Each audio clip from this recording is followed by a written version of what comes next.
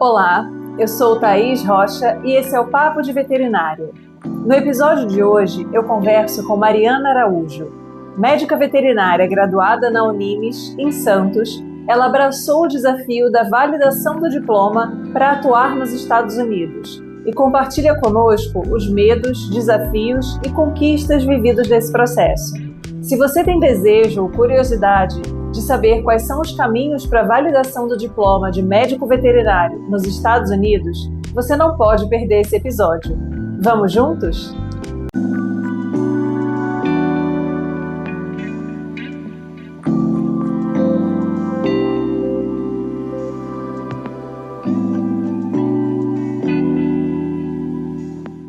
Olá, seja muito bem-vindo ao Papo de Veterinária. É um grande prazer ter você aqui hoje. Obrigada, fico muito feliz com o convite. Mariana, então vamos começar conversando. Como foi essa sua escolha pela profissão de médica veterinária? Olha, eu falo muito isso nas minhas palestras, né? Que eu acho que muitos veterinários acabam se identificando com essa minha escolha, que começou na infância, né? Eu tive contato com os animais, meu pai sempre gostou muito de animais, então eu fui criada, né, com papagaio, cachorro, gato, coelho, tartaruga, enfim. Então eu sempre tive em contato com os animais e desde pequena eu falava que ia ser médica veterinária. Então os meus brinquedos eram estetoscópio, enfim, todas essas ferramentas que um médico veterinário usa eram os brinquedos que eu pedia para poder brincar. E as pessoas falavam que isso ia mudar, porque toda criança gosta de bichinho, e conforme a gente vai crescendo, a gente vai mudando, é, enfim, as nossas opiniões. Mas eu cheguei a cogitar engenharia na época que eu terminei o ensino médio, porque eu fiz um ensino médio técnico, em informática industrial. Então, quase fui levada por conta da trajetória que eu já tinha nesse meio técnico durante o meu ensino médio. Mas eu falei, eu não adianta, assim, eu não me via fazendo outra coisa a não ser médica veterinária. E foi aí que eu entrei na faculdade. Eu falei, não, realmente, assim, eu nunca mudei de opinião. Desde sempre, quando perguntava, o que você vai fazer?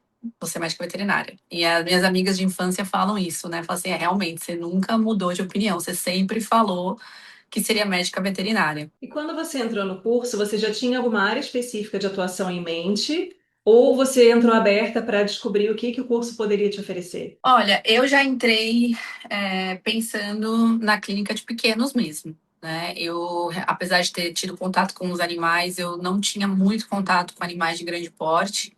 Então, eu fiz uma faculdade, eu fui criada, né? Nascida e criada em Santos, então é uma cidade de litoral, praia. Então, eu não tive contato com animais de grande porte. E aí eu fui ter, porque na minha faculdade tinha, né, ruminantes, tinha os cavalos.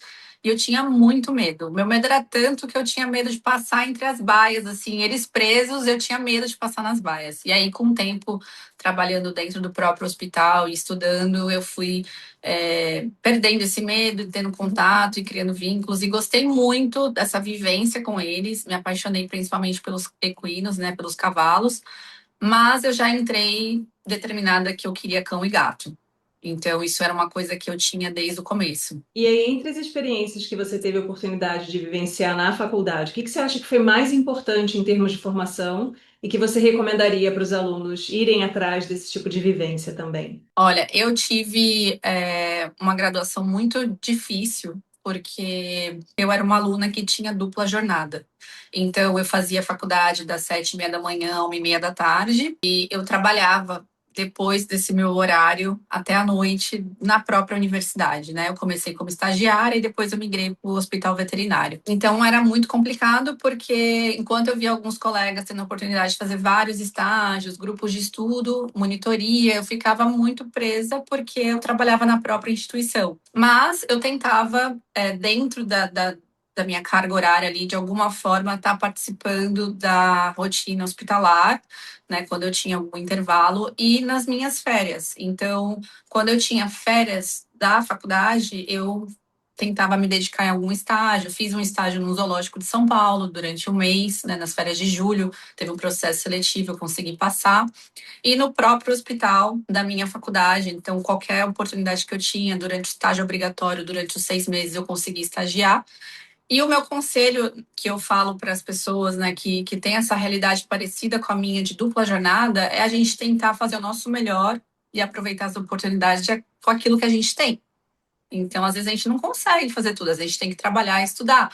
Então, qual é o melhor que eu posso fazer diante da minha realidade? Então, eu tentava absorver o máximo que eu podia durante a aula, já que eu não poderia passar fazendo grupos de estudos depois. Então, meu horário de estudo era muito restrito antes de avaliações, apresentações de trabalho. Então, eu tentava absorver o máximo enquanto eu estava ali presente em sala de aula e qualquer oportunidade que eu tinha extracurricular na questão de, tô de férias, hoje é um feriado, é um final de semana que eu tô tendo a oportunidade de estar ali na rotina veterinária, eu tava tentando dar o meu melhor nessas oportunidades que eu tinha. Eu acho interessante a gente, assim, sempre recapitular, porque quando a gente está vivendo, a situação sempre é mais crítica do que depois, quando você faz uma análise em retrospecto, né? E eu acho que, assim, dentro da universidade, a gente fica muito preocupado com a questão da nota, né? Então, a gente relaciona muito, a nossa possibilidade de sucesso profissional se a gente tira uma boa nota nas provas. E quando a Exatamente. gente se torna profissional, a gente percebe que não é bem assim que a banda toca, né? Não Muitas mesmo? vezes o melhor desempenho acadêmico não corresponde ao melhor profissional no mercado. Então, Com assim, certeza.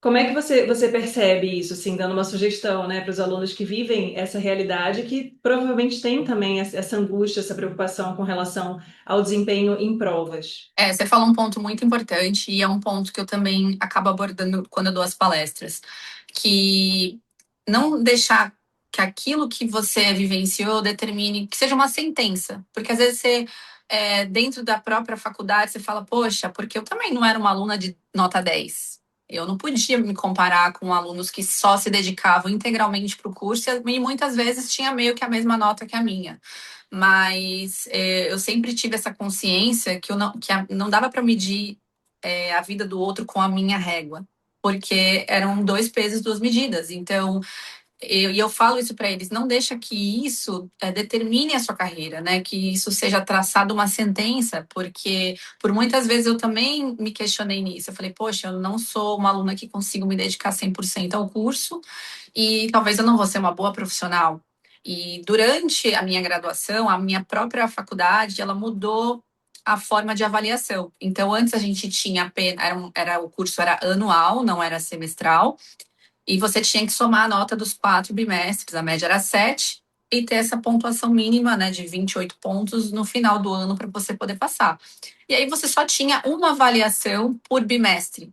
E às vezes você não está num bom dia naquele dia, às vezes você não conseguiu estudar naquela semana, às vezes você ficou doente, às vezes você passou um problema familiar e aquilo determinava o seu bimestre. Então, durante a graduação, eles mudaram essas formas de avaliação, trazendo com que tivesse vários tipos de avaliações, valendo um pouco menos, e somando esses pontos, você atingiria uma média no bimestre. Então, você tinha apresentação de trabalho, revisão de literatura, uma avaliação tradicional, né, uma prova, enfim, estudos de um grupo. Então, eles tinham várias coisas que pontuavam justamente para o aluno ter a chance de ter outros tipos de avaliações para conseguir atingir aquela média, né? Justamente porque às vezes você não está num bom dia. Eu já cheguei a fazer uma prova um dia que eu estava no transporte público, muito calor, eu desmaiei. E eu cheguei na prova nesse clima, assim, né? E aí você já está toda estabilizada, né? E aí aquilo vai definir o seu bimestre. Então, realmente, às vezes não era muito justo. E aí, trazendo esse exemplo, é o que eu penso também para a questão da graduação. Então, se você é um aluno que é, vive uma dupla jornada, às vezes não é um aluno nota 10, existem vários meios da gente correr atrás disso depois. Até porque a veterinária é muito ampla e a gente está sendo avaliado de diversas coisas que a gente talvez nem vai mais trabalhar com isso, nem vai trabalhar com, né? Então, você tem que estudar e cumprir, que eu acho até válido a gente aproveitar todos esses leques que são abertos, porque às vezes a vida dá umas reviravoltas que a gente acha que não vai trabalhar com tal coisa, a gente acaba trabalhando. Então, eu acho que por mais que a gente entre, não, eu não vou trabalhar com tal coisa, aproveita que enquanto aquilo está sendo oferecido, porque a gente pode um dia precisar daquilo de alguma forma, nem que seja para validar um diploma.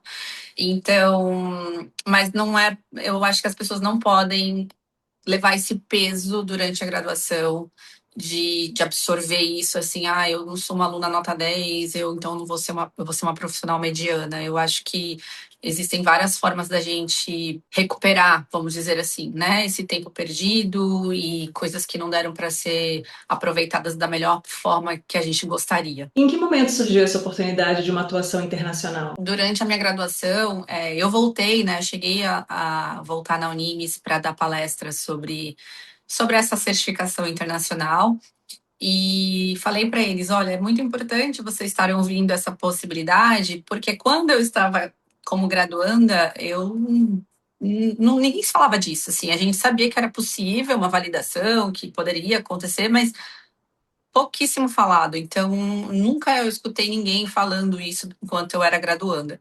Então, eu nunca tive esse sonho americano, até porque com as coisas como foram acontecendo, toda essa minha dedicação, eu estava muito bem estabilizada dentro do hospital veterinário, já tinha um cargo bom, já tinha um bom salário, já tinha bastante networking.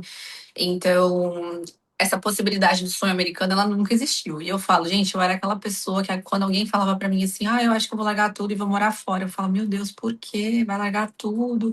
Eu ainda criticava, vamos dizer assim, quem abria a mão para morar em outro país, né? Depois de tudo que construiu no seu país de origem. E aí, no ano de 2017, eu realmente estava assim muito esgotada com a demanda, cada vez mais responsabilidade, já estava começando a me afetar emocionalmente. Minha saúde, assim, eu tinha gastrite nervosa recorrente, foi muito complicado. Dos médicos chegarem e falar para mim, meu, você tem uma doença de uma pessoa muito mais velha. Então, assim, você tem que rever o que você está fazendo, porque está mexendo muito emocionalmente com você, né? E minha válvula de escape sempre foi o gastrointestinal, né? Então o sistema que acaba me afetando quando eu estou numa situação de estresse. E aí eu resolvi pedir as contas, e foi muito difícil quando isso aconteceu, porque eu já tinha uma história de 9 anos dentro da universidade.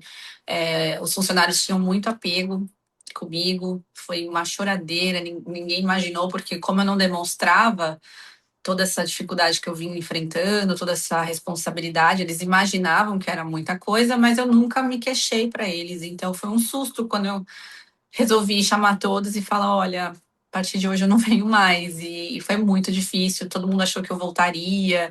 E todos ficaram muito emocionados, porque realmente foi uma mudança muito grande para todo mundo. E todos, assim, foi uma admiração recíproca, né? Todos me respeitaram muito, apesar da pouca idade.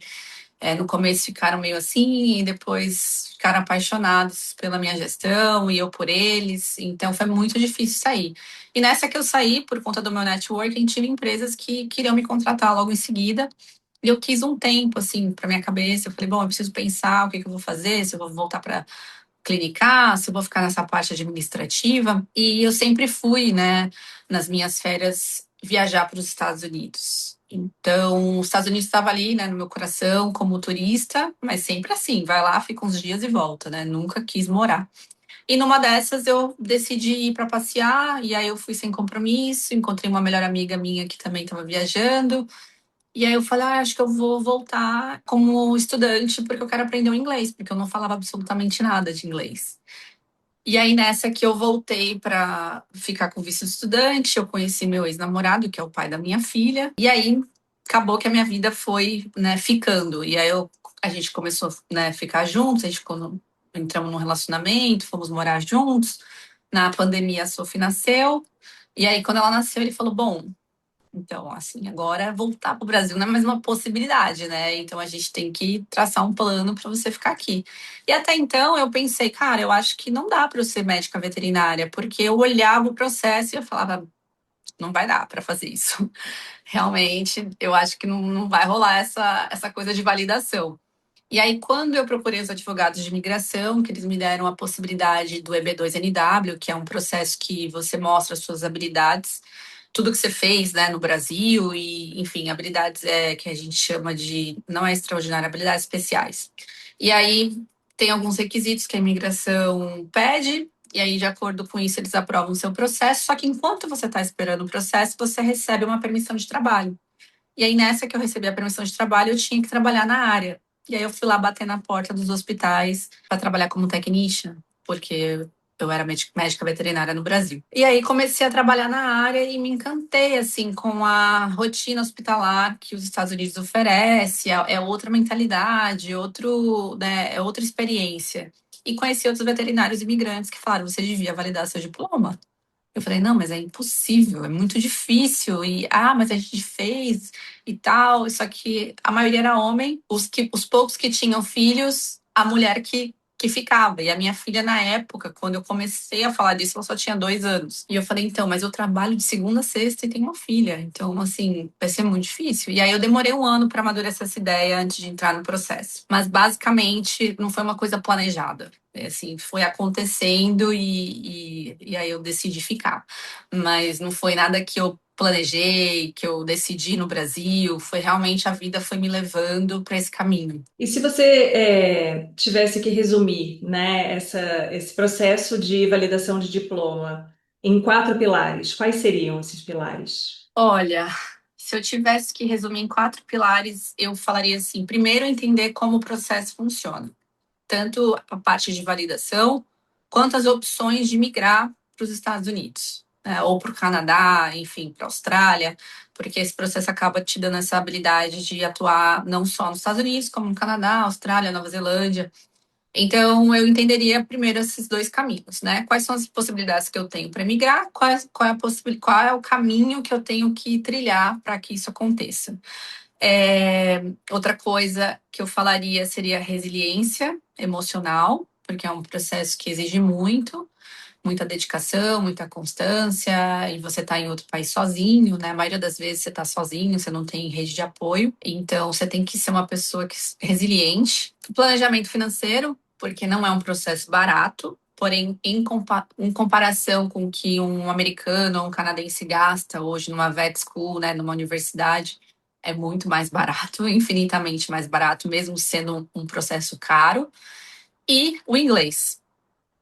Muita gente acaba subestimando essa parte da fluência no inglês, do idioma, querendo deixar para depois, mas eu acho que é um pilar assim que acaba sendo a base de tudo. E aí, em resumo, assim, como funciona esse processo de validação do diploma nos Estados Unidos? O médico veterinário formado no Brasil, né? Quais são as provas que ele tem que fazer? Como é que é a ordem, né? Existe uma ordem para essas avaliações? Tem que saber, tem que lembrar do conteúdo de disciplinas diferentes, ou é só da área que você quer atuar? Como é que funciona isso? Bom, falando das etapas, o programa que eu fiz foi o ECFD. Ele tem 4 etapas. Então, a gente tem um programa pelo Canadá, a gente tem um outro programa pelos Estados Unidos. O Canadá tem uma etapa a mais, mas essas duas nos Estados Unidos, geralmente eles têm 4 etapas. Então, a primeira etapa é ver se sua faculdade está inscrita no programa. Se não tiver, você precisa pôr essa faculdade junto com o MEC e a sua universidade de acordo com o programa de validação no sistema. A minha já estava, então isso me poupou uma etapa a mais. Então, se inscrever e parte de documentação. Então, você tem que ter ali o diploma, histórico escolar, traduzido de forma juramentada. Feito isso, o segundo passo é a prova de inglês, a proeficiência no inglês. Então, a gente tem 3 tipos de provas de inglês que são aceitas no programa, e você precisa ter uma pontuação mínima na prova que você escolher ali, eles já dão essa pontuação mínima como exigência. E sem a prova de inglês, você não avança para a parte de medicina veterinária. Alguns cursos, como a odontologia, por exemplo, os dentistas conseguem fazer a prova do board antes da prova de proeficiência, para eles não importam a ordem. Na medicina veterinária, no processo de validação, obrigatoriamente você precisa ser proeficiente no inglês para avançar as demais etapas. E aí, feito isso, fazendo a prova de inglês, você tem a primeira prova teórica, que é de múltipla escolha, e que vai cair. Eu sempre falo que os Big Four, que a gente chama, né, são as 4 espécies mais importantes, que é canino, felino, equino e bovino. 80% das provas vão ser essas 4 espécies. Os outros 20% seria exóticos, aquático, frango, enfim, lhama, alpaca, seriam outras espécies com menos porco, com menos peso. Mas 80% seriam esses 4. E aí, essa prova teórica é uma prova mais enxuta, né? Não é tão maçante as questões, são questões mais diretas, é uma prova menor, de até 4 horas. E aí, feito isso, você tem a prova prática, que são 3 dias, onde você tem que fazer cirurgia, anestesia, clínica de pequenos, clínica de equino, de animal de produção, radiologia e necropsia. E aí, independente do processo que você escolha, tanto o ICFG, o PAV ou o NEB do Canadá, quando você conclui ele ou enquanto você está fazendo ele, você precisa fazer a prova do board, que seria o NAVLE. Então, o NAVLE, eu comparo ele muito com a OB do direito. Se você não passa na OB, você não consegue atuar como advogado no Brasil. E a mesma coisa é o NAVLE. Se você não passa nessa prova, você não consegue atuar como médico veterinário, você não consegue ser licenciado pelo estado ou pela província. E tanto os americanos, canadenses, todos obrigatoriamente precisam fazer essa prova. E essa prova ela pode ser feita ou antes da prática ou depois da prática. Uma vez que você fez a primeira prova teórica, você está apto para escolher qualquer uma das duas. O que importa as pessoas saberem é que, independente do processo que for escolhido para validar o diploma, essa etapa sempre tem que ser feita também. E aí o NAVLE é uma prova extensa, são 7 horas e meia. Também, de novo, todas as espécies, sendo que a maioria são aquelas 4. E são casos clínicos, você tem 1 minuto por questão. Então, é uma prova muito maçante. Para mim, eu acho que é a mais difícil.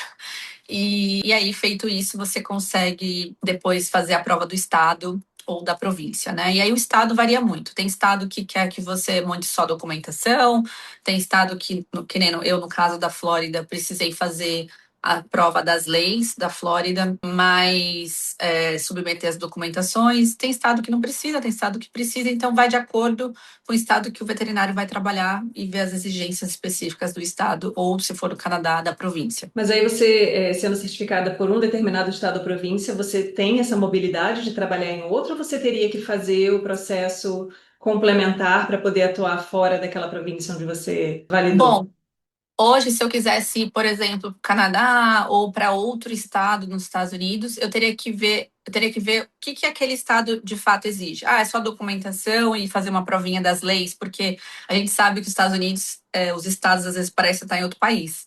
Então, muita lei é em comum, né, do que o médico veterinário tem que cumprir, mas eles existem algumas particularidades, então talvez isso seja uma exigência dependendo do estado. Então, precisaria ver o que o estado de fato requer.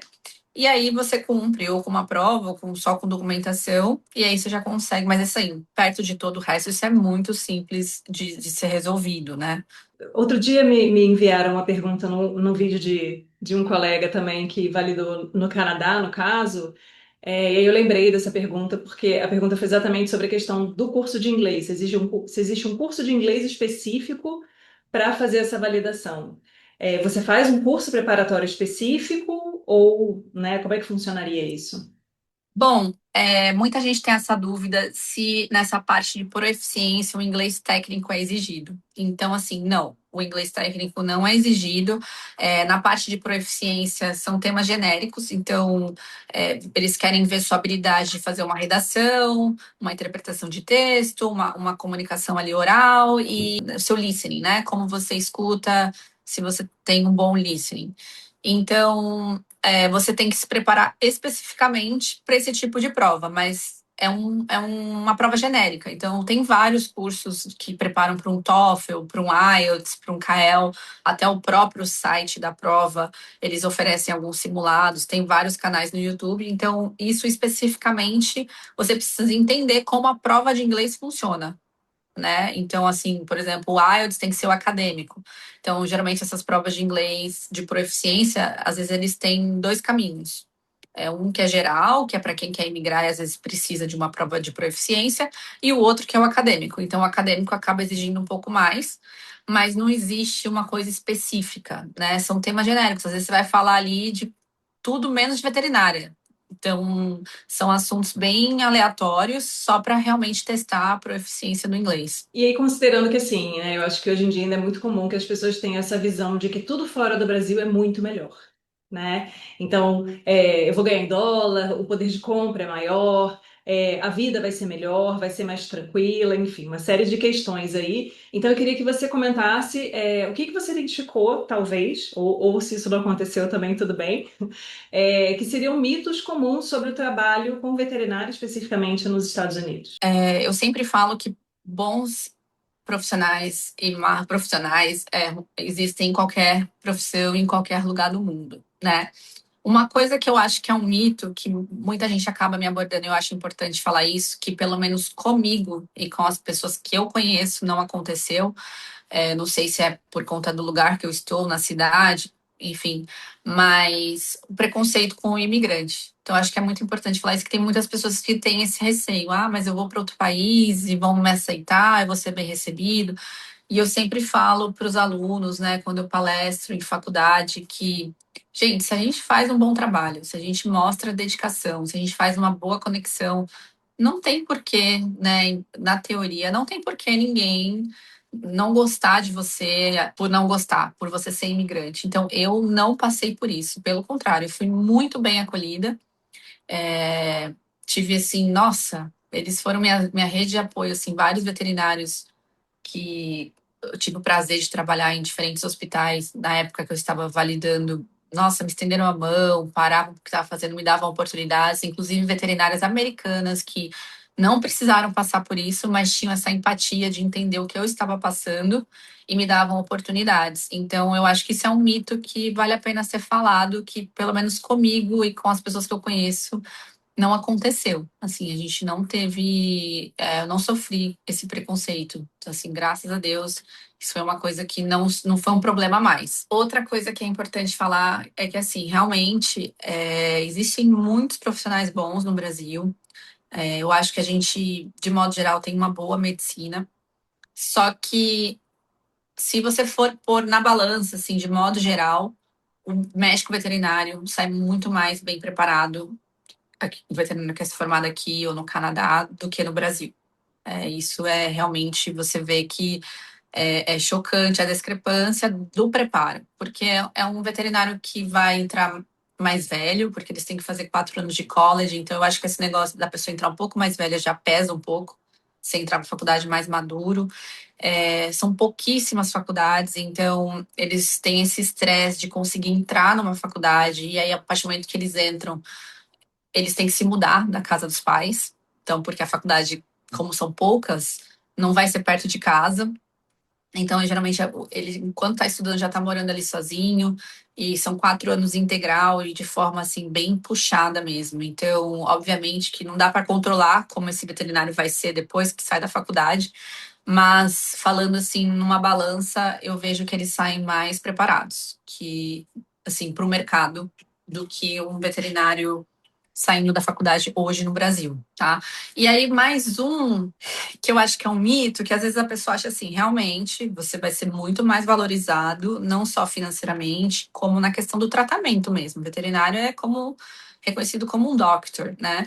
Então, você tem esse título, né, de respeito, assim, de doutor, e as pessoas tendem a respeitar mais a profissão, de modo geral, eu percebo isso.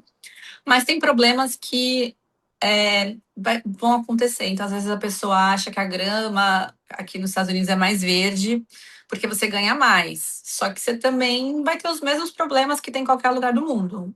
A gente continua com animais que não falam, a gente continua com tutores que não seguem o que a gente pede, sendo que, assim, na maioria a gente tem um perfil de tutor, pelo menos onde eu trabalho, assim, melhor mais assim, mais consciente na questão de medicina preventiva, né? Não esperar chegar os casos tão avançados, então eles têm mais essa cultura de prevenção. Mas lidar com o luto, né? Então a gente continua fazendo eutanásia, continua perdendo paciente, continua às vezes lidando com colegas que a gente não vai concordar algumas condutas. Então, apesar de ter uma valorização maior, tem problemas que a gente não consegue fugir. Então, a veterinária continua sendo uma área que exige muito, né, emocionalmente do médico veterinário, por essas questões, né, de lidar com pacientes que não falam, luto, frustrações e essa coisa de que, você é veterinário, você tem que fazer de graça e a medicina aqui nos Estados Unidos custa muito caro, então muitas vezes acaba tendo que ser a opção da eutanásia para não deixar o paciente sofrendo. E não tem como, né? A gente trabalha para empresas, hospitais, a gente consegue dar um desconto, mas a pessoa tem que ter essa consciência que tudo tem que ser pago. E então, muitas vezes acaba tornando esse caminho, e isso tudo é muito desgastante pro profissional, né? Que a gente fica Uhum. nesse fogo cruzado. Então, acho que qualquer lugar do mundo, essas dificuldades que a gente lidar com a profissão vão ser assim, né? Não tem muito como fugir disso. E aí, considerando que essa validação ela tem várias etapas, né, e que tecnicamente é muito desafiador, você tem que ter um bom conhecimento de áreas muito diversas. E realmente não é muito perfil de formação que a gente tem aqui no Brasil, porque apesar do curso ser generalista, o aluno tem uma tendência já enveredando por alguma área mais específica. O que que você Sim. considera que é mais desafiador nesse processo de validação? A parte técnica ou a parte emocional? Olha, eu acho que assim, a parte técnica, eu vou ser bem sincera e eu falo isso para todos sem vergonha nenhuma. Eu, quando recomecei, né, na área da veterinária, eu já estava afastada, já estava um tempo formada. Eu fui aprender praticamente do zero e em outro idioma. Então, a parte técnica a gente consegue recuperar. É muita demanda, são muitas coisas, sim. Mas o que eu vejo que acaba se tornando a maior dificuldade é a pessoa ter a constância e a resiliência de entrar nesse processo e ficar nele até o fim. Muitos colegas, eu tenho muitos amigos veterinários que trabalham como technician e não vão para frente no processo de validação. Por quê? Não vão se comprometer. E realmente você tem que se comprometer porque vale dinheiro, vale tempo, tem que estudar, tem que criar o hábito, tem que ser constante. Então, assim, a parte técnica a gente consegue estudar, recuperar, reaprender, aprender. Eu tive que passar por isso. Mas eu acho que o mais difícil é você ser uma pessoa disciplinada e resiliente na questão de muitos momentos que eu tinha meus momentos de altos e baixos, né? E nos momentos baixos eu tinha que trazer para minha realidade que vai passar. É um processo, eu tô abdicando hoje de coisas, eu tô deixando de ter tempo com a minha filha em alguns momentos, eu tô me sacrificando, eu tô sem qualidade de vida porque trabalha, estuda, cuida de filho, trabalha, estuda, cuida de filho, mas vai passar. E quando isso passar, eu vou usufruir disso. Então, às vezes, falta a pessoa entender que ela vai precisar se sacrificar nesse período e depois isso vai melhorar a sua vida 100%. Então, eu vejo muitos colegas que entraram, aí faz uma prova, às vezes não passa, desanima, aí fica mais de um ano, aí quando vai retomar da preguiça, e aí não é constante, aí se perde mesmo. E eu acho que isso para várias coisas da nossa vida, né? Não só na questão da validação. Então eu vejo que eu acho que o maior inimigo, assim, não é nem a parte financeira, não é a parte técnica. É esse monstro de criar, de tipo assim, não vou criar essa constância, não vou ter esse hábito de estudo, não estou disposta a estudar tudo de novo. E aí, por falta de entender que para onde você quer chegar, você tem que passar por isso, as pessoas acabam se perdendo, assim. E aí as pessoas que são reprovadas em alguma das etapas da prova podem refazer essa etapa só? Pode, pode. A prova de inglês não tem um limite. Você pode fazer quantas vezes você quiser. Eu tenho uma amiga que fez 14 vezes. Eu falo, cara, você é o meu maior exemplo de resiliência. E a primeira prova teórica nos Estados Unidos você só pode fazer 3 vezes por ano, no Canadá. E nos Estados Unidos, se você não passar, você tem que esperar 4 meses para refazer. Mas também não tem limite. Você pode fazer a cada 4 meses, quantas vezes for necessário. A prova do NAVLE, em tese, você só pode fazer até 5 vezes. Eles liberaram uma exceção assim tremenda esse ano, que os profissionais que já tinham usado todas as tentativas, eles iriam zerar e a pessoa começaria dali com 5 novas tentativas, porque realmente, se você não passa, você não pode atuar e acabou ali suas chances. Você pode entrar com um recurso pedindo para o Estado liberar mais uma chance e tal, mas isso é meio burocrático e ninguém quer depender dessa posição de pode ou não pode. Mas eu acho que por conta da alta demanda de precisar de veterinários, eles acabaram zerando essas pessoas que não conseguiram para ter novas chances de validar. De validar não, né? De se licenciar, porque aí pode entrar também americanos e canadenses. Então, teoricamente, o NAVLE 5 vezes. A prova prática, ela é dividida em 7 estações. Se você reprovar até 3 estações, você pode refazer o que você reprovou mais 2 vezes. Ah, mas eu refiz mais 2 vezes e não passei. Aí sim você tem que refazer a prova prática inteira de novo. Conheço pessoas que já aconteceram isso, né? Mas o normal é a pessoa já, por exemplo, eu fiz as 7 estações, não passei em cirurgia e anestesia. Aí você faz de novo e geralmente a maioria consegue já passar nessas 2 tentativas extras que eles dão. Mas se caso não aconteça, você precisa refazer as estações de novo. Mas também, até onde eu sei, não teria um limite dessa prova prática, né? O mais limite, assim, que eu sei que é por lei, é o NAVLE, que só pode 5 tentativas. E aí, dentro da sua experiência, quais são as habilidades que você considera mais importantes para um brasileiro que quer trabalhar no exterior? Fazer inglês desde sempre, quando puder. Eu acho que você já ir com o inglês enquanto você está aí estudando, com tempo, sem essa pressão, ajuda bastante, adianta bastante. Ser uma pessoa proativa. Eu acho, eu sempre falo isso, gente, tem sempre alguém observando a gente, tem sempre alguém se espelhando na gente mesmo quando a gente não sabe.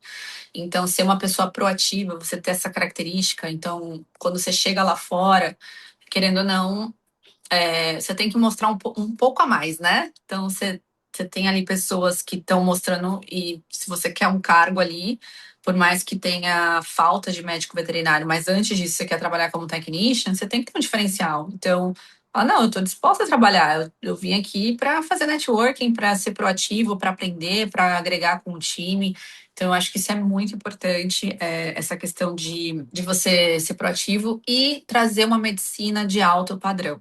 Assim, eu acho incabível, desculpas que às vezes eu escuto. Eu fui fazer uns cursos no Brasil, né, de cirurgia, anestesia, e eu fico muito chateada quando eu escuto um profissional falando: ah, mas a gente faz, o paciente não morre, tá? Mas é esse nível de medicina que você quer entregar? O paciente tá sobrevivendo ali, né? Você faz um negócio e não morreu, e aí isso tá bom.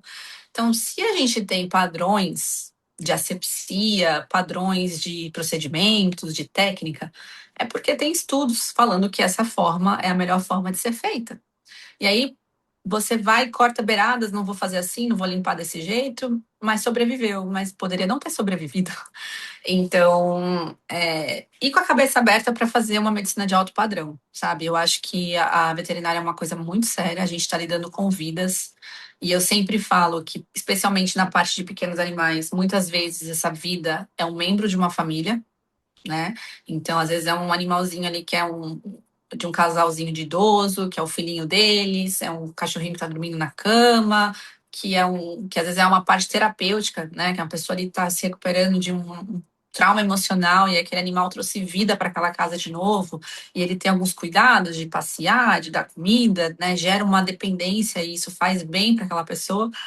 E aí você faz de forma leviana, sabe? Então, eu acho que a gente tem que ter essa consciência que a pessoa tá ali pagando, tá tendo um desgaste financeiro, um desgaste emocional, tá confiando né, no seu trabalho, entregando uma vida ali, que nem eu falo, um membro da família, para você entregar um serviço de baixa qualidade. Ou nesse padrão de, eu fiz e não morreu. Ah, mas ninguém faz. Ah, mas aqui é assim. Não, entendeu? Eu acho que a gente tem que quebrar esse ciclo. Não, lá é assim, mas aqui não é. Seu amigo faz, mas eu não vou fazer, porque o certo continua certo, mesmo que ninguém faça.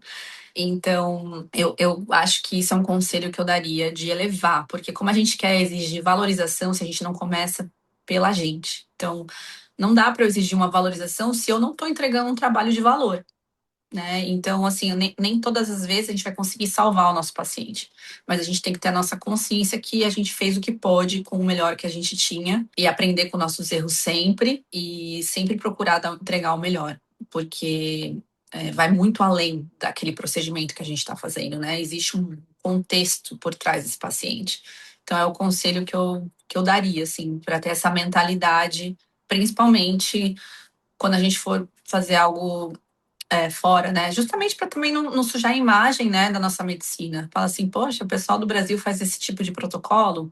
Não, vamos mostrar que a gente também tem medicina de alto valor, que não é só nos países de primeiro mundo que tem boa medicina. Então, eu acho isso muito importante. E aí, o que que você recomendaria para um estudante, né, que já está nesse planejamento? Porque no caso da sua história foi um acontecimento, né? Você foi a passeio para os Estados Unidos e aconteceu de ficar aí, de se desenrolar toda uma situação pessoal que te levou a pensar em trabalhar no país. Mas para um estudante que está na graduação e às vezes já tem esse foco, já tem esse objetivo, o que que você recomendaria como parte da formação que poderia contribuir aí para alcançar esse objetivo? Olha, eu tenho seguidores que eles falam, eu tô na graduação, tô aqui te acompanhando e tal. Eu falo, não espera começar o processo, eu digo assim, não de forma formal, porque para você começar o processo, você precisa realmente estar graduado, né? Mas não precisa, não espera entender as exigências e o que o processo exige depois de formado, porque dá para você aprender inglês enquanto você está se graduando. Dá para você ter uma consulta com um advogado de imigração e entender qual que é o melhor caminho para a minha situação. O que, que você acha que eu preciso pontuar aqui para eu ter provas para conseguir uma residência nos Estados Unidos? Então, por exemplo, você precisa ter trabalho publicado, você precisa ter uma residência, você precisa ter uma entrevista. Então, às vezes, você consegue criar oportunidades para você ir construindo esse trajeto profissional, esse currículo, que vai somar, né, depois que você tiver graduado para um pleito imigratório. Então, o meu conselho realmente seria aprender o inglês, entender as possibilidades de imigrar de forma legal, os caminhos que são possíveis, e traçando um caminho possível, seja de uma residência, seja de uma validação de diploma, o que, que esse processo exige? Para você já tomar consciência daquilo que vem pela frente. E eu acho que com isso você acaba evitando erros e economizando tempo, né? Então, esse seria o meu conselho. E falando em tempo e em custo, né? Não tem o famoso time is money? Em média, assim, do que você observa da sua experiência, quanto tempo demora e o quanto custa esse processo de validação? Sim, eu tenho mentorados que eles falam, eu pergunto, quanto tempo você quer fazer? O mais rápido possível. Então, todo mundo quer o mais rápido possível, né? Mas, assim, na minha experiência, eu particularmente fiz o processo inteiro em 1 ano e 8 meses. Foi um tempo muito bom. Mas eu tenho colegas que levaram 3, 5, 7. Então, isso vai realmente de acordo com a dedicação da pessoa. Quando eu entrei, né, assim, a partir do momento que eu entrei no processo, falei, é um caminho sem volta. Agora a gente vai até o fim e uma prova atrás da outra. E tem gente que faz uma prova, aí desanima, e aí as coisas vão, né? Os tempos vão aumentando entre uma prova e outra. E também o fato da reprovação, né? Então, às vezes, a gente não controla. Às vezes já lá faz a prova, mas não passa. Então tem que esperar 4 meses. Se for um NAVLE, que acontece em média ali 2, 3 vezes por ano, você também tem uma janela ali que você tem que respeitar. E a mesma coisa acontece para a prova prática, que hoje eles têm lista de espera. Na minha época não existia isso. Era tipo uma loteria. Entrou, pegou a vaga, pegou. Quem não pegou, vai esperar mais um ano. Mas hoje eles estão organizando isso de forma melhor, então tem uma lista de espera, e essa lista de espera está até com 1 ano e meio para poder conseguir fazer essa prova prática. Então, esses fatores, eles influenciam no tempo, né? Então, às vezes, você espera 1 ano e meio para fazer aquela prova e você não passa. E aí, você tem que esperar mais um tempo para fazer de novo. Mas eu diria que, assim, mínimo 2 anos, né? Que nem eu fiz menos tempo, mas geralmente o mínimo seria uma margem de 2 anos, com um pouco mais com esse tempo de espera. E aí vai de acordo com o que a pessoa, né, se dedica, se faz uma prova atrás da outra, se não reprova, e se reprova já faz logo em seguida, na próxima janela. Mas, em tese, você, depois de inscrito, o programa fala que você tem que terminar em 7 anos. Uhum. Então, aí a média fica uma coisa meio que pessoal, né? Mas, assim, só para as pessoas entenderem que existem janelas entre as provas e existe o fator de reprovação também, que às vezes acaba atrasando um pouco, né? Então não dá muito para contar de antemão com Não uma janela dá. de tempo ali para passar pelo processo. Eu sempre falava que eu queria 6 meses por prova.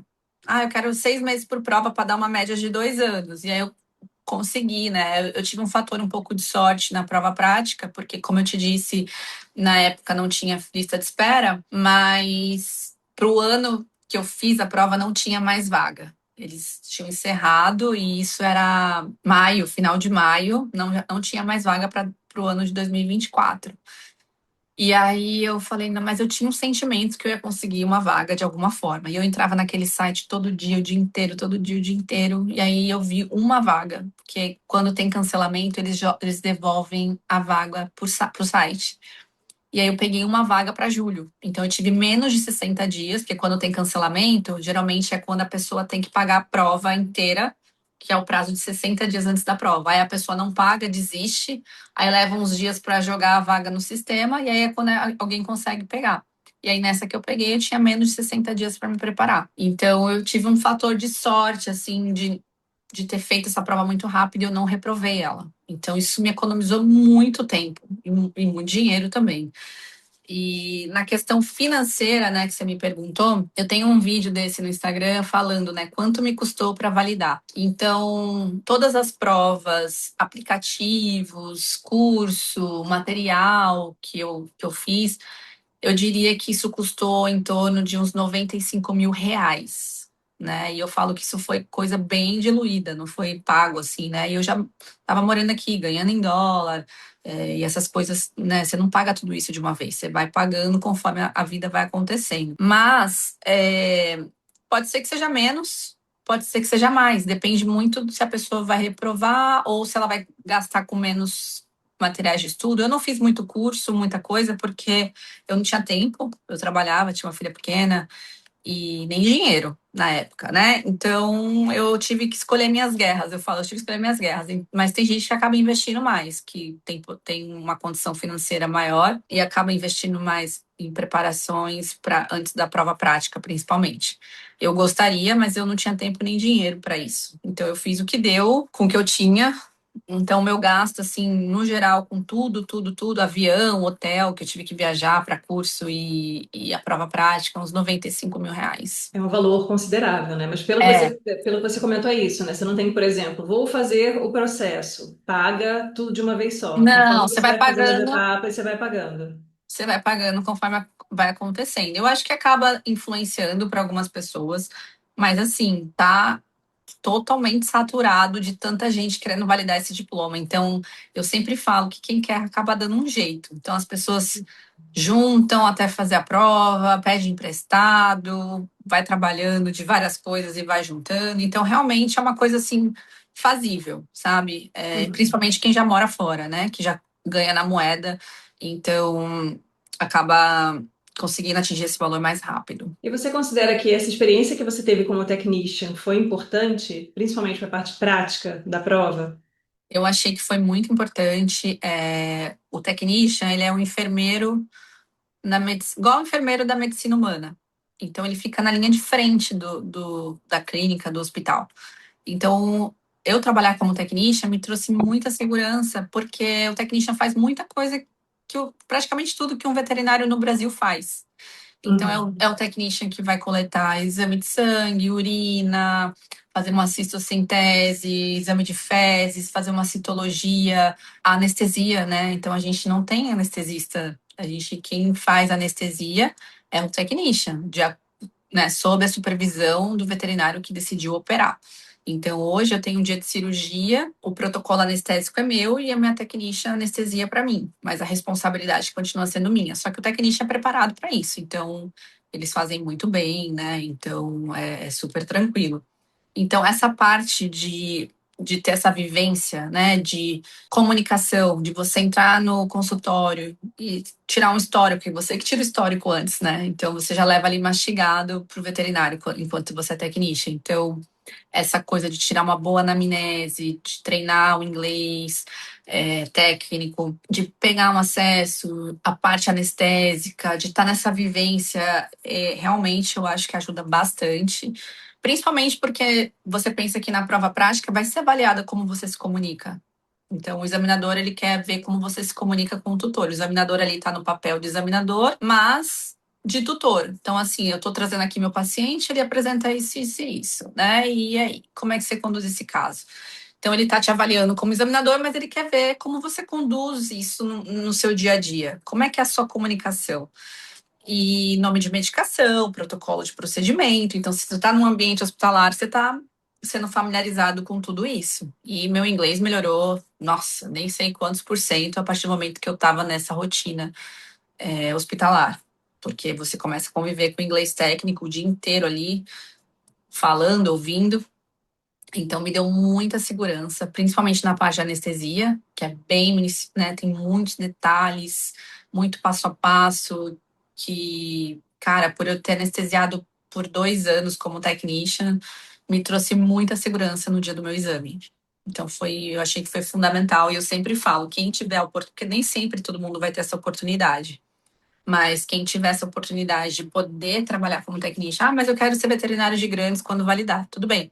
mas eu acho que é interessante você, pelo menos, ficar uns meses para ter essa segurança, porque eu, de modo geral, eu vejo que a parte de pequenos é mais criteriosa na hora de pontuar na prova prática, justamente porque acaba tendo uma exigência maior de tutor, né, de pet do que de grandes animais.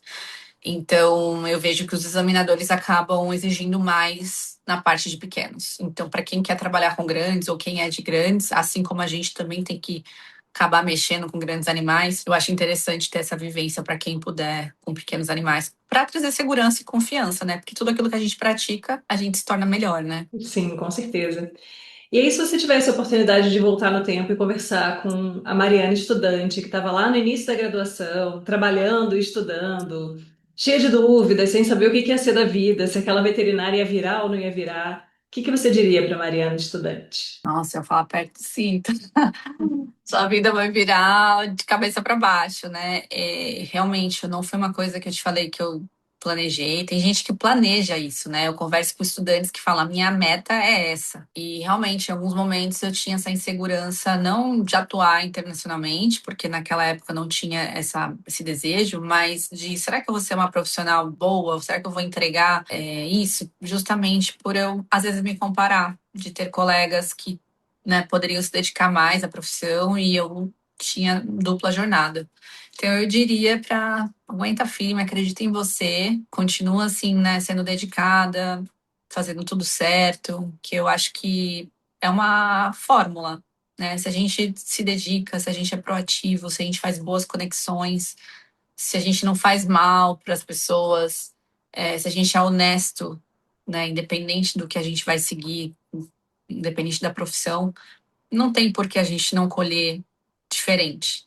Então eu falaria, acredita em você, confia no processo que vai dar certo. Então, e que você vai se orgulhar, né, dessa carreira, porque quando a gente termina tudo isso, é tão legal que na prova prática você encontra outros veterinários do mundo inteiro e todo mundo ali no mesmo clima, assim, torcendo um pelo outro, se ajudando. E quando acaba tudo isso, você fala, cara, eu me tornei nossa, assim, eu me tornei uma veterinária muito melhor depois de tudo isso. Valeu muito a pena. E uma pessoa melhor, sabe? Você, depois de passar por tudo isso, você olha e você fala assim, obviamente que o título, o retorno financeiro é importante, todo mundo, né, busca isso, mas você olhar e falar, cara, eu consegui passar por tudo isso e em algum momento achei que eu não seria capaz e você vê que você concluiu com excelência, te traz uma realização pessoal muito grande, né? Obviamente que a profissional também, que é o que a gente busca, mas essa realização pessoal, nossa, assim, para mim é impagável. Por mais que amanhã ou depois eu fosse fazer outra coisa da minha vida, tipo, eu vou abrir uma empresa, não vou mais clinicar, não preciso da licença para isso, mas é uma coisa que, cara, eu me orgulho demais de ter feito. E mudou muito, assim, minha mentalidade e tudo. Então, sei lá, eu tenho muita gratidão por ter passado por tudo isso. E eu passaria de novo se fosse preciso, porque vale muito a pena. E Mari, pensa em uma situação curiosa ou desafiadora que você passou em termos de trabalho. Você tem uma situação assim, bem curiosa, bem diferente ou bem complexa assim que você enfrentou, que você poderia Olha, compartilhar com a gente? eu não sei se é muito curiosa, mas as pessoas me perguntam isso. E foi eu ser uma pessoa que já falava inglês quando comecei a trabalhar, já tinha aprendido inglês, mas eu não tinha um inglês técnico. Então foi muito difícil, porque assim, quando a gente está no Brasil ou numa escola de inglês do Brasil tradicional, você sempre tem alguém ali que vai te explicar na tua língua, né? Por algum perrengue que você passe. E aí eu tava no hospital, só com americanos, e aí eles falavam, me traz tal coisa. E eu ficava, meu Deus, que tal coisa é essa? Porque é uma palavra específica, né? Tipo muzzle, que é focinheira. Me pega muzzle. E eu ficava, muzzle. E eu ficava com vergonha, porque aí tinha outras pessoas, às vezes tinha um cliente, aí eu chegava para uma outra tecnician, eles pediram tal coisa. Aí a pessoa, tipo, tentava apontar, ou se fosse outra coisa, me fazia, explicava, ou botava na internet. E aí eu fui aprendendo muita coisa assim. Então é uma coisa curiosa, porque muita gente, depois que olha o resultado, elas acham que a pessoa não enfrentou dificuldades, né? Então, eu tive dificuldade em tudo que vocês imaginam, principalmente nessa parte de lidar com o inglês técnico, de estar ali, né, num ambiente que não é seu. Então, tudo foi muito desafiador. Então, atender um telefone e falar: meu Deus, agora eu tenho que atender o telefone, eu não posso falar nada errado, porque às vezes é uma medicação, alguma coisa, né, que é um cliente está ligando. Então eu ficava suando frio. E hoje eu tiro de letra, né? Hoje eu dou risada disso, mas na época, né? Por isso que eu falo, você vê, a gente tem essas pequenas conquistas que a gente nem percebe. Mas na época foi muito desafiador, assim, das pessoas vão falar assim: ah, mas você não passou perrengue? Assim, foi, gente, muito, muito. Às vezes o veterinário estava lá na cirurgia, pega o instrumento, não sei o quê. E aí eu falava: ai, meu Deus, ele pediu não sei o quê agora. E eu ficava lá com vergonha, não sabia se eu tinha medo deles acharem que eu não era boa profissional por eu não saber a língua, né? Mas olha que loucura, não tem nada a ver isso, né? E você não saber outra língua não te define como profissional. Mas eu tinha esse medo, então eu acho que isso foi uma das coisas que as pessoas não imaginam, mas que eu passei. E aí, Mari, para a gente fechar, eu vou fazer uma sessão rápida de perguntas aqui, de alguns tópicos, para você compartilhar com a gente, porque tem um aspecto que eu sempre reforço com os alunos, assim, né? Às vezes a gente fica muito focado na questão técnica, no aprendizado da medicina veterinária, e a gente deixa de lado muitas atividades, muitas coisas que dão alegria, que dão prazer para a gente. Então, você tem algum hobby? Olha, eu tenho alguns. Eu amo treinar Muay Thai, assim, é uma terapia pra mim. E eu gosto de cantar no karaokê. Então, quando eu podia, assim, às vezes eu juntava com os colegas de trabalho e a gente ia pro karaokê. Não era tão legal quanto no Brasil, porque a gente tinha que cantar em inglês, mas eu gosto. Não canto nada, gente, assim, péssima cantando, mas eu acho super divertido. Não rolavam evidências do karaokê nos Estados Não Unidos para rolava, cantar? não rolava evidências, era muito triste, mas assim, cantava com o que dava, né? Aham. E o livro técnico, que seria assim a sua bíblia para o trabalho? Olha, eu gosto muito do que a gente chama em inglês Blackwell Five Minute Consult, tipo, que é um livro rápido ali para consultar. Tem um guia também de veterinário que eu usei bastante, que é um Jump Start, que é realmente para veterinários que estão ali, né, começando, que é uma consultoria bem resumida, bem boa. E para validação, um livro que me ajudou muito foi o Merck, que é um manual de medicina veterinária que a gente usa bastante aqui nos Estados Unidos. Então, esses três são os meus queridinhos de livro, né? E quem é um profissional que te inspira? Olha, eu tive praticamente um mentor, assim, que me inspirou bastante, né? Esse veterinário, ele é de Porto Rico e também passou pelo processo de validação, porque até então a turma dele foi a última antes de ser credenciado pelos Estados Unidos. Então ele teve que passar pelo processo de validação. E ele foi um veterinário que nunca desacreditou, assim, de mim, sabe? E mesmo quando às vezes eu falava: não vai rolar". Ele falava: vai rolar sim, vai dar". Então ele era uma pessoa que acreditou muito em mim, me incentivou demais. E ele sempre trazia, assim, para minha memória as coisas que eu já tinha feito e minhas qualidades, para relembrar quem eu era e que eu ia conseguir. E tudo me ensinava, assim, com uma boa vontade. Eu tive vários anjos. Eu falo que fiz até uma postagem quando eu validei meu diploma que eu nem queria citar os anjos na postagem para não ser injusta e de esquecer alguém. Mas eu tive realmente pessoas que me ajudaram bastante, ele em especial, né, o Dr. Miguel. Mas todos foram, assim, de certa forma, tiveram suas participações para que isso acontecesse, sabe? Tipo, eu tenho muita gratidão, porque ninguém chega lá sozinho. E a gente tem que lembrar sempre disso, né? E eu sei o que cada um ali teve, sabe? Um pouquinho de cada um fez com que desse, mas ele, em especial, parei na emergência de nervosismo, né? Por conta de prova. E eu falava: meu, por que que eu fiz essa loucura de marcar essa prova prática com menos de 2 meses? Eu não tenho prática em um monte de coisa, eu não posso sair, não posso fazer curso, não posso. E ele falava: meu, você vai passar. E eu falava: eu não vou, por que que eu tô fazendo isso comigo? E não só ele, né? Outros veterinários também botaram muita fé, assim. Falavam: não, você vai passar, cara. Você é boa, você é dedicada, você se sacrifica, não tem como.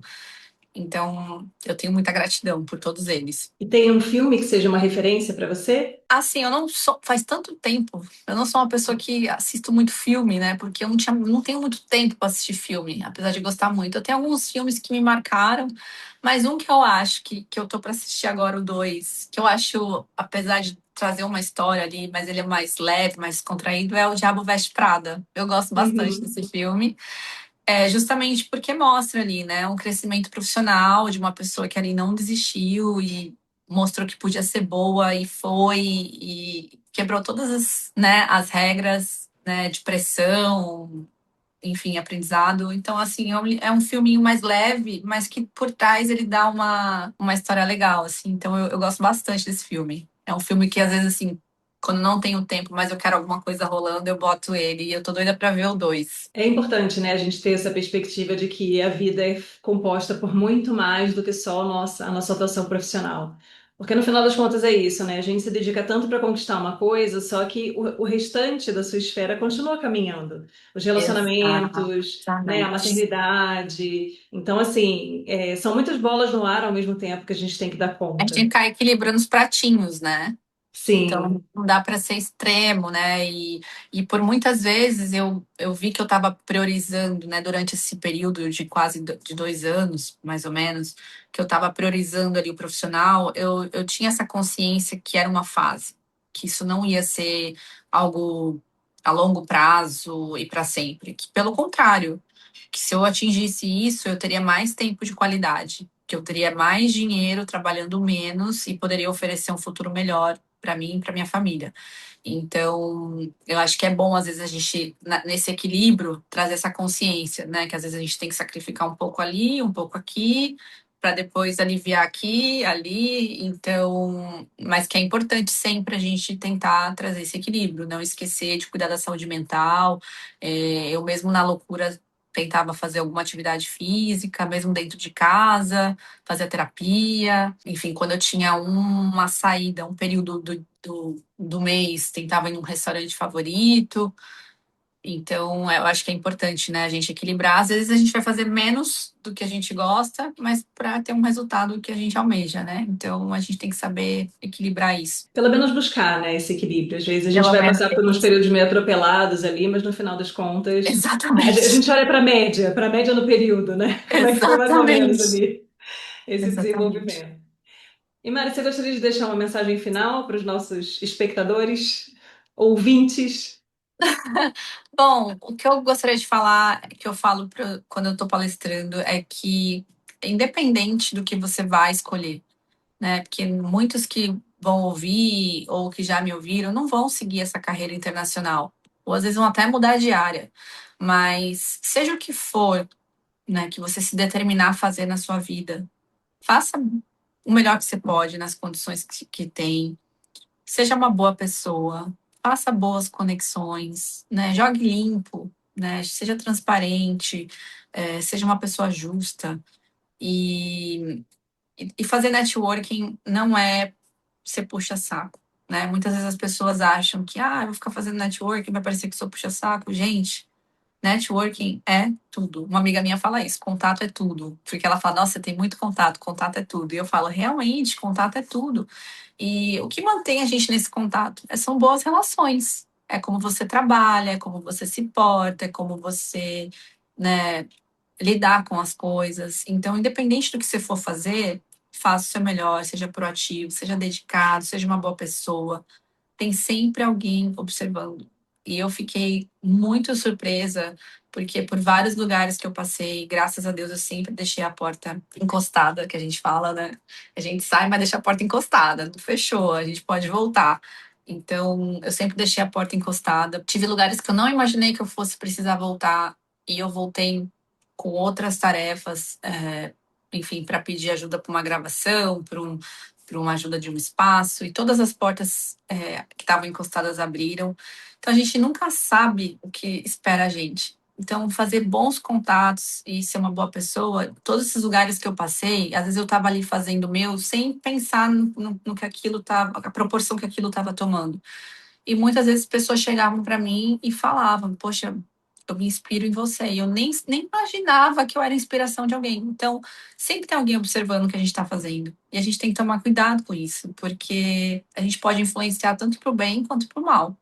E, então, se for para a gente influenciar, ser inspiração, que seja para coisas boas. E também fazer o certo mesmo que ninguém faça. Eu fico muito chateada, como eu disse, quando eu escuto falando, mas todo mundo faz assim. Não, gente, isso não é resposta. Então, assim, se a gente quer ser um veterinário de valor ou um profissional de valor, independente com que você for trabalhar, a gente tem que fazer o que é certo. A gente tem que fazer o que é o melhor para o paciente. A gente tem que fazer baseado em evidência, não em opiniões. Opinião é o que eu gosto, o que eu não gosto. Eu não gosto de amarelo, eu não uso amarelo. Isso é uma opinião. Agora, evidência, você gostando ou não, você tem que fazer, né? Porque a gente tem ali uma evidência para aquilo ser feito. Então, meu conselho é basicamente esse. Mari, muito obrigada pela sua participação, por trazer um pouco da sua história, né, da sua vivência. A gente sabe que a gente sempre faz um resumão, né, e aponta aquilo que a gente É, acha mais importante, mas nesse meio tempo, com certeza aconteceram muitas outras situações, nossa, você deve ter passado por muitos outros desafios, né, e eu acho que sempre tem esse mérito da gente conseguir se manter firme ali no propósito e correr atrás daquele objetivo que no final das contas acaba compensando, né? E olhar para toda essa construção ao longo do percurso. Que não é só você conquistar a sua validação lá no final, é todo o processo de transformação que vem acontecendo ao longo dessa trajetória. Então, queria te exato. agradecer Eu por que te agradeço pelo compartilhar. convite. Foi muito bom conversar com você. E aí a gente, né, vai pedir para o pessoal seguir aquela sequência básica do YouTube, lembrar de curtir, de comentar, de compartilhar, de enviar para um amigo, né, que às vezes tem esse desejo, que quer conhecer um pouco mais o trabalho que você faz também. E a gente volta na próxima semana com outro médico veterinário falando sobre a sua área de atuação. Até lá!